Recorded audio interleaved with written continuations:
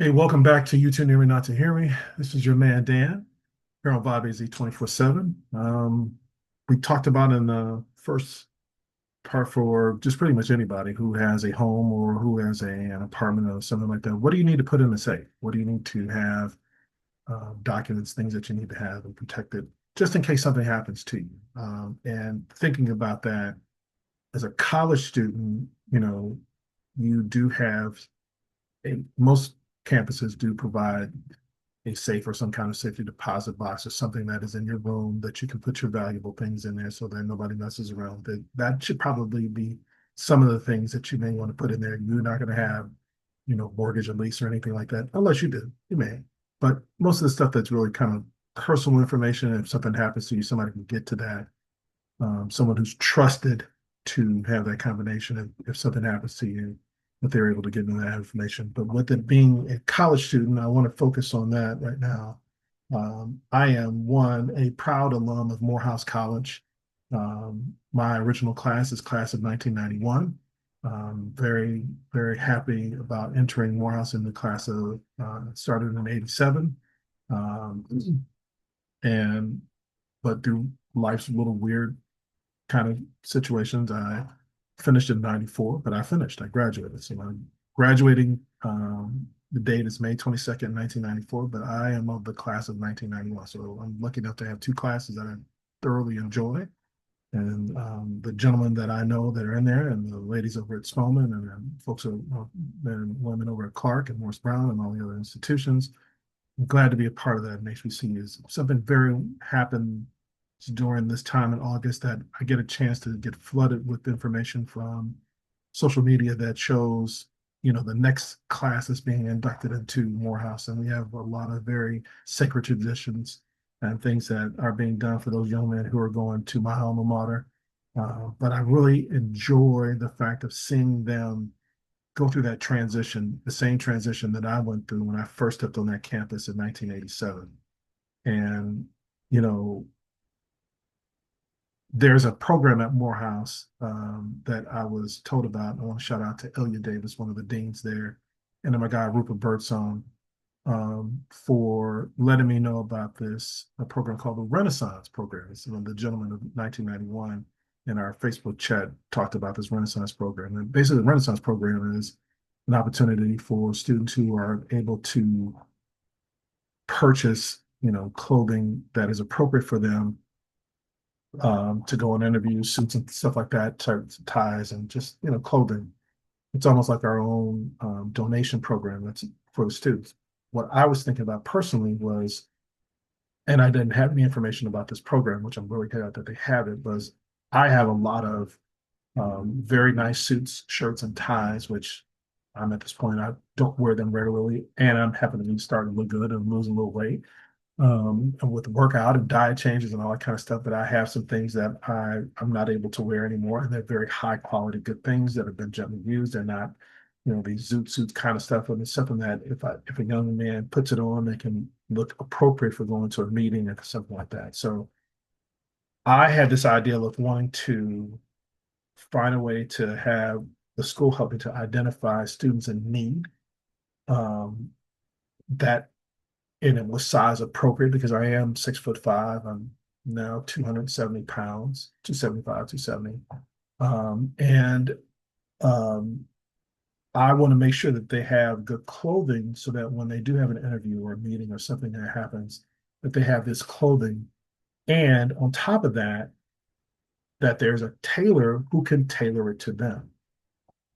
The clothing for me is like a 56 long or 56 extra long kinds of suits. I wear now either a 50 or 52, hopefully getting down to the 40s and really getting to my prime college weight, which was like 235, 240.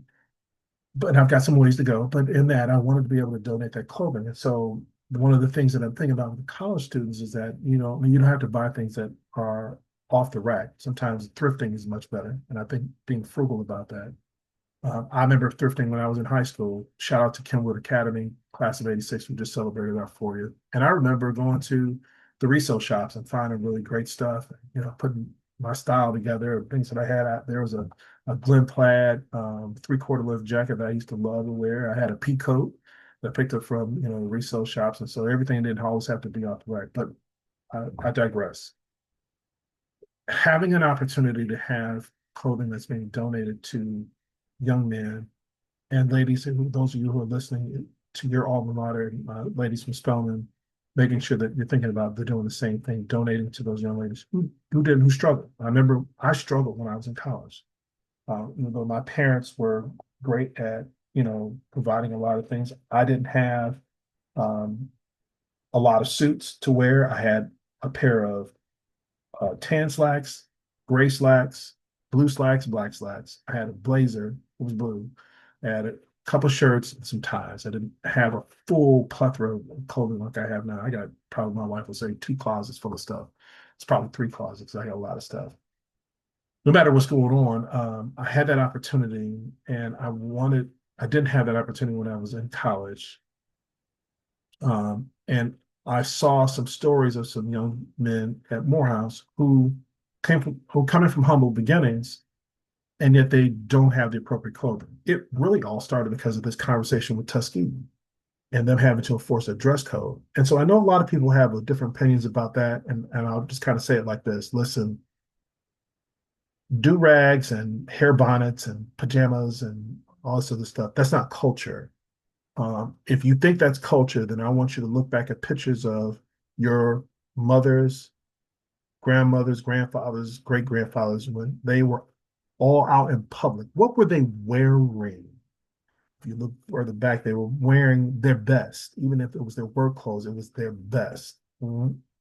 Don't get it twisted by thinking that appearance doesn't mean anything. If you think it doesn't, whoever's listening, I want you to think about this. Imagine you walked into a classroom or to a professional building and you saw somebody dressed like you want to with your hair bonnet, do rag at the bank, and you were getting ready to do banking business with Pookie and Ray Ray in them. Who are you gonna do business with them? And they got a bonnet on and some pajama bottoms and some fur slippers. I'm waiting. Oh, okay. So you're not going to do that. Oh, okay. I'll take a step further. Young people, let me come up into the school and represent myself as the principal or the administrator of the school, and I got my pants sagging. I'm wearing clothes that are inappropriate for being a professional, but it's all hood. I'm wearing a two-piece Gucci monogram, suit with some Jordans on, and I'm sagging and I'm calling myself the principal, and I'm getting ready to talk to your parent about your behavior and what's going on in school. Is that okay? No. Oh, because I was waiting. I wanted to hear that foolishness that you got kicking out about. Well, I should be able to wear my bonnet. No, that you what you put on becomes your uniform. It's what you are prepared for. This shows the first impression of everybody that comes see you. So when they tell you, young people, especially on a college campus, and I'm talking to you now, and even in high schools, what you wear is going to make a big difference about how people view you. It is your uniform, it is your calling card. And I'm going to say this right off the bat. I make sure when I step out the door, I'm cleaner than a board of health because I don't know who I'm going to walk into and I meet. Even when I'm going to a dealership, whether I'm going to go get my car fixed, I'm not putting on something that gives somebody else the worst first impression of me. I don't care what culture you call that, that is garbage. And if you think you can believe that and get away with that, take my examples and you tell me what you want that adult to look like you look and taking care of your business. Oh, okay. Well, then let me be quiet then, because I know what I'm telling is right. So I'm gonna back up and pump my brakes. With that being said, that's why I am making the donations to my college because I want those young men. Some young man is going to benefit from these tailored suits that I have, these really nice dress shirts that I have, these very fine ties that I have. And if I can find somebody that needs a size 15 dress shoe, I got some Ferragamos and some Bruno Magnas. Yeah, I got some OJs up in this. I got the leathers, I got the Johnson and Murphys, the whole nine, and I don't wear them anymore. And they look very good. They look polished, the whole nine. I keep up with my stuff, and I would love to be able to donate that to somebody who can't afford a $400 or $500 pair of shoes right now, but somebody's donating that and making sure that they're taken care of. I and grateful to do that. And I implore anybody else who's able to do that, whether it's not to an HBCU or whatever your local college or somewhere you can do that to, get it into a young person's hands, because adults will be the first one to say something about the fact of the way that a young person is dressed. But I'm gonna say this in retrospect. You don't know how that young person has been raised. They may not have been raised like you. So then you having a comment about how they look, they're going to take it as an offense, and they're going to be defensive about what they're going on. The best way to handle that is show them. Show them by your actions and not by your words. I had a young man that was in my school, and when I was principal in California, young man, and he was an eighth grader, but he's a big boy. He was about my height, my size, and he had a big gruff, rough, rough voice. And I can't remember his name, but he was a really nice young man. But he had this and gave the people this impression that he was tough, Tony, and he break down walls. And his voice was deep and it bellowed. And if he said something to a teacher, they thought that he was trying to be, offensive, and he wasn't. That's just his voice and the way that he talked. It wasn't anything other than that. I remember just taking him to a side, and I saw the way he came in dressed to school. And when you're a big dude and you can't find clothes that fit, people like to clown. So you begin to wear the things that you're comfortable in, but because you don't have a lot of it, you wear it over and over, and then folks want to clown you even more so. So what I did was, I remember having to talk to him about the appropriateness of what he was wearing and the cleanliness of what he was wearing. And I did it in a way that I wasn't very public, but I pulled him aside and I just talked to him. I said, listen, man, I'm going to ask for permission by your mom. I'm going to bring you over to the house. I'm going to have my wife there. And I want to give you a few things that are mine, that are really nice items, that are casual, but also dressed. But I know that this will fit you. And you'll have clothing that will make you feel confident. So, and basically, come on over to the house. I got some stuff I want to give to you, and we could just hang out. What eighth grader didn't want to hang out with their principal, who was cool, who drove a Corvette, right? Handsome dude. The dude was great. So he came on over. We hung out. I got him some lunch. My wife made some food for us. We watched TV for a little bit. I think it was football season. Watched a game. Then I went upstairs and I showed him the closet and stuff like that. And I had a suitcase for him, and I had him go try the stuff on in another room, come back out. We took a look at it. I said, how do you feel in it? I said, do you like it? Not like it? And I explained to him what it was, what the styling of it was, what was going on. Some of the stuff was, the kind of cool stuff the kids wear that I don't wear, because at the time I was wearing it. And there's some of the stuff that he just needed. He needed to have a suit. He needed to have a shirt and a tie. He needed to have dress clothes. It wasn't just about Sunday going to church. It was about these other things. So I just remember doing that. And the basic thing about it was, I let my actions speak louder than my words. My sister said something to me today, and she reminded me of the fact that you don't necessarily have to be a preacher in the pulpit to connect and get God's word out to someone. Sometimes you just have to follow and obey and speak and do the actions when he asks you to do it. You never know the effects of how it's going to change somebody's life. All you need to know is that you need to just be obedient and do it. And so with that being said, I did that, and I've done that many times over my career, and I'm going to continue to do it now, even for my alma mater, because I feel that that's what I'm being called to do. So college students, dress appropriately.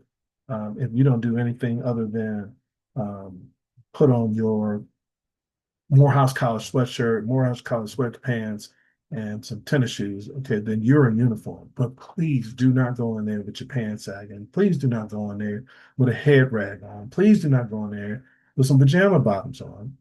Try and be as appropriate as you can. And trust me when I say this, when you look good, you feel good. When you feel good, it exudes an energy that other people can pick up on, and people will respect that you took the time to take care of yourself. Damn that culture garbage about bonnets and do-rags and the rest of that foolishness. Your appearance is your calling card. Do you want to drive around in a dirty car that looks all busted and messed up? That's what you look like in a bonnet and a hair rag. I'm sorry, I said it. I love y'all. You on YouTube near me not to hear me. We'll be right back here on Vibe AZ 24/7. Please, if you go to the YouTube channel, go to You Too Near Me Not to Hear Me. Click on it, subscribe, check it out. Also on visit the other programs are here on Vibe AZ 24/7. And we'll be right back. Appreciate you listening. Hang in there.